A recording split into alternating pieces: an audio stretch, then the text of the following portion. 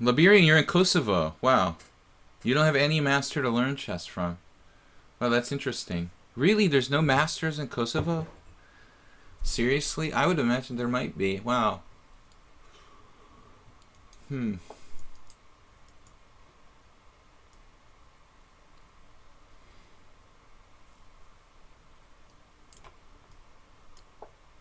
I think he could have thrown in bishop b4 check. My king would have been fairly comfortable on e2. Well, you guys, think about how lucky you are. I mean, when I was starting chess, there was no internet. I mean, you couldn't watch videos. So, I mean, the amount of information available is so much greater than it was when 20 years ago or 30 years ago. It's unbelievable. So nobody should be like really complaining too much.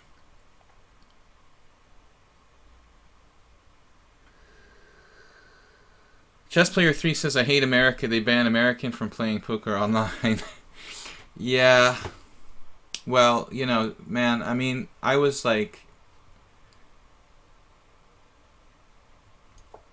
lucky because I was in Hungary and I never had to stop playing online poker.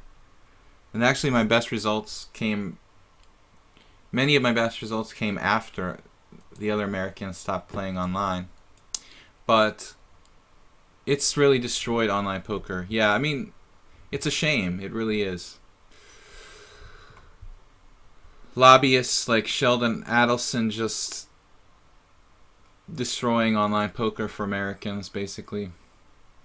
But I think that the same thing's going to happen everywhere. In Hungary, at the moment, there is like a very wealthy, connected guy who's now going to get like all the rights to online poker for Hungarian players, and he's just a corrupt guy who's connected to the prime minister. I mean, this kind of thing can happen everywhere. It's not just in the United States. Just the United States, you notice it the most because it's the biggest country.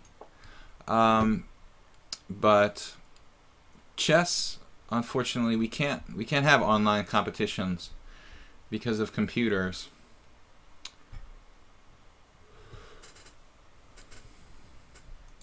I haven't played in a big like money tournament in chess in a long time, and I just heard so many stories in the last couple of years about people getting caught using like mobile phones in the bathroom and stuff like that. I remember the first time it ever happened. It was like in 1995. There was a guy who tried to do it way back then with a computer program that was probably like IM strength or something like that. But he got caught because his behavior was so suspicious. And actually he was having problems relaying the moves. It was really funny. Chess would be much better if computers didn't exist, of course. The golden age of chess, I guess, was probably like the 80s. After the Fisher boom and pre-strong computers.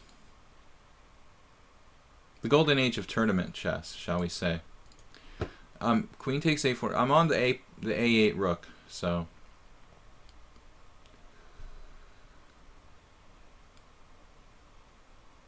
Online poker was great, but not enough players not as many players as there used to be. It's better for me to just go back to chess at this point. Though I do play poker live. I played in the European Poker Tour at Prague, and I'm going to be playing on and off when I can. I'm not quitting poker completely, but I just can't play poker. I just can't bring myself to play poker like 10 hours a day, like a slave on the internet.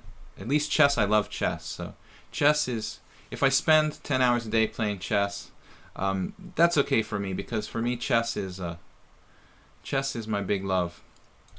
Queen h4 check here is, I got kind of distracted.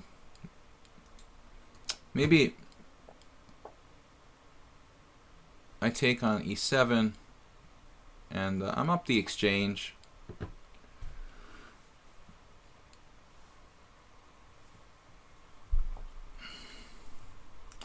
As far as poker goes, I never was a professional player playing cash, only in tournaments. Cash is just something I do with my friends, for fun. So Abdu, this game seems like it's been going on forever. It's 5 minutes with a 5-second increment. And I don't know, as a chess player, it seems like poker is more interesting in tournament form. I mean, we're chess players. I'm used to playing in tournaments, so for me it was natural to always focus on poker from tournament perspective. Cash games, to me, I don't know, it just seems a little monotonous. You're just like doing the same thing over and over again. Okay, so now he's down a full rook. I think he's got a long diagonal threat. This is a problem. But I have e4. One idea is e4. The other idea is just flat out to give the piece back. I could also try something strange like maybe d5.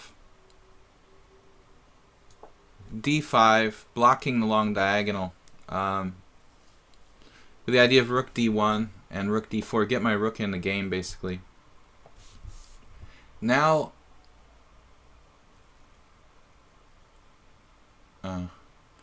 he's threatening the same stuff all over again. So I don't know.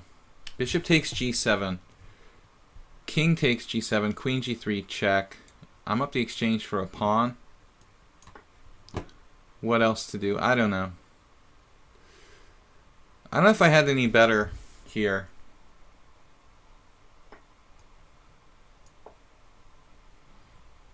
I've got to be really careful on the long diagonal. Remember, guys, he's got 5-second increments. Don't underestimate that.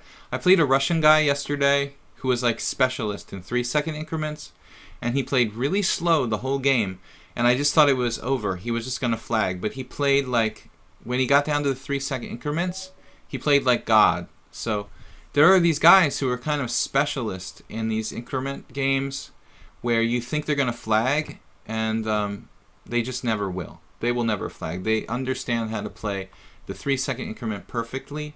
So you got to be careful never to like just play for the flag when there's at least a 3-second increment. With a 1-second increment, you can probably play for flag, but with 3-second increment, let's play a rematch against this guy. He seems like interesting player.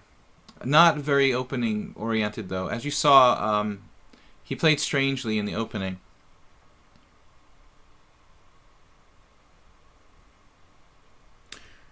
Rowan said the money is very bad. First place in week is 10,000 euros. What is that? Like, you mean like? But for which tournament? For not for the main event of Tata, right?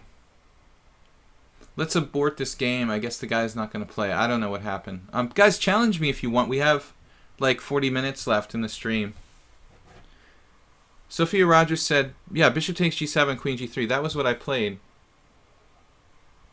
No, I never played at the WSOP. I've been in Hungary basically the whole time since I started playing poker professionally. I did go back to the United States, but just with my family. I never had like free time to play during the summer at the WSOP. I would like to play, but I don't know. I like the European Poker Tour because it's kind of like a pretty cool atmosphere. It's not overrun with people. I mean, the WSOP must be like a zoo. There must be like 20,000 players running around. It must be like really, really chaotic. I'm not sure the environment is that fun. Okay, I'm playing a guy. Sophia Rogers, you showed up on the stream. I wouldn't mind playing a game against you. We've got time for a couple longer games. I'm playing Abuda, who challenged me here, 10-0. Knight f3, d4. Do you stream like this every morning? Yeah, every morning, Monday to Friday, we've been doing it. Poker Stars was my cash cow. Poker Stars is going down the tubes, I think, but it will take a while. I mean, there was a time when I played on Poker Stars, there were thousands and thousands of players in every regular event, and now there's like a fifth of the players that there were 3 years ago. So it's been very mismanaged, basically. Even after the United States left, the player pools were still very strong. It's not just because the American players left Poker Stars. There were still thousands of players. I mean, when I was playing a lot, it's other reasons. People have stopped playing there, and now with the VIP program being thrown away, I mean, a lot of people are leaving Poker Stars for good. Knight on b to d2.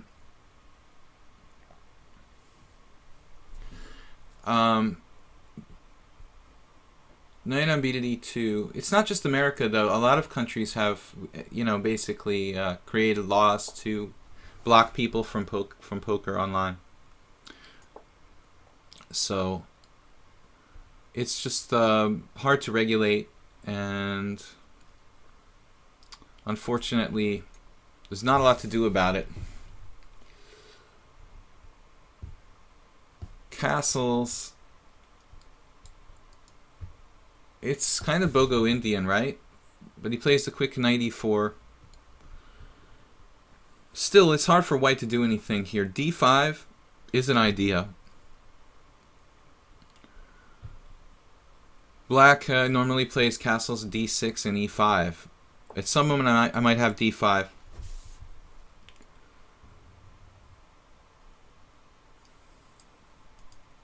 It's not easy to say where I should set up my pawns. Sometimes e4 is even bad because black sets up dark square pawns against white square pawns, and a bishop on g2 can end up being a very bad piece in a lot of situations. So I can't say I've ever had this exact position before. This line that he played is pretty unusual, knight e4.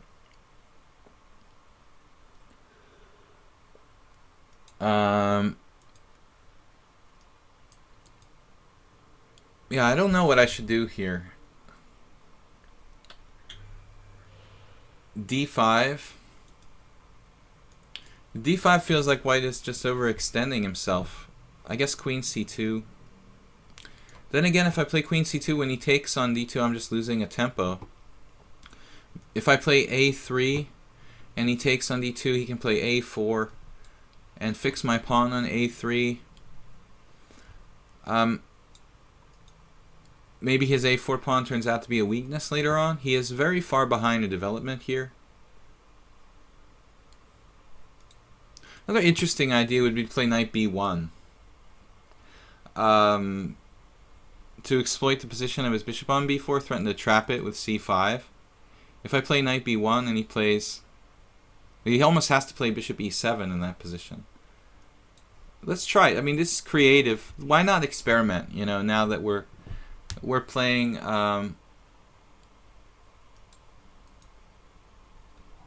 here. My knight isn't that great on d2. It would rather be on c3. So this is not an unheard of kind of maneuver in like the Bogo Indian or something.